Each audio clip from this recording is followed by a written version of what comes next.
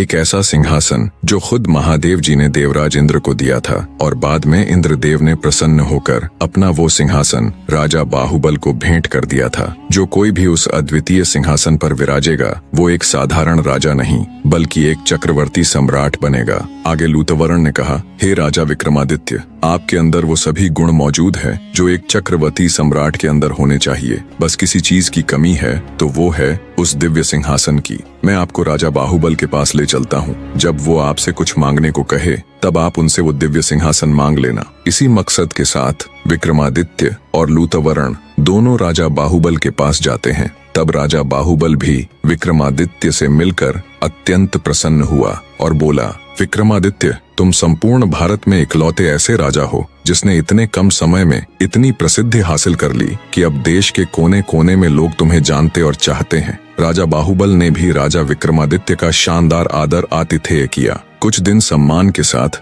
राजा विक्रमादित्य राजा बाहुबल के अतिथि बनकर रहे। फिर एक दिन जब विक्रमादित्य ने राजा बाहुबल के आगे वापस उज्जैन लौटने की इच्छा जाहिर की तब राजा बाहुबल ने उन्हें कोई भेंट मांगने का अनुरोध किया।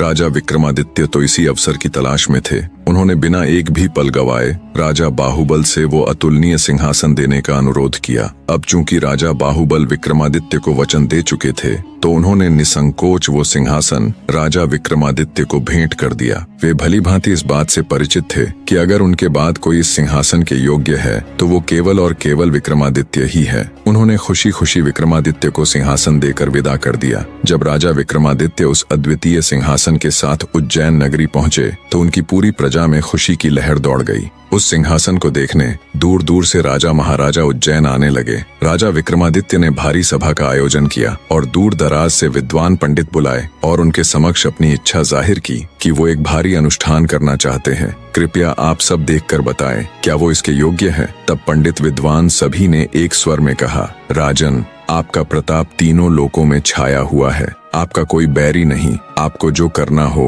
कीजिए। अपने समस्त खानदान को आमंत्रित कीजिए। 1.25 लाख कन्यादान और 1.25 लाख गायें दान कीजिए। ब्राह्मणों को धन दीजिए और जमींदारों का 1 साल का लगान माफ कर दीजिए। इतनी कथा सुनाकर प्रथम पुतली रत्न मंजरी बोली, हे राजा भोज, आपने अगर कभी ऐसा दान किया है तो आप सिंहासन पर अवश्य बैठें। पुतली की बात सुनकर राजा भोज का अपना सा मुंह हो गया। उन्हें खुद पर बहुत लज्जा आई। वे दरबार में उपस्थित समस्त राज्यसभा सदस्यों से बोले, आज का दिन तो गया, अब तो कल ही सिंहासन पर बैठेंगे। इस तरह सिंहासन बत्तीसी की प्रथम पुतली ने राजा भोज को सिंहासन पर नहीं बैठने दिया। अब बारी थी दूसरी पुतली चित्रलेखा की।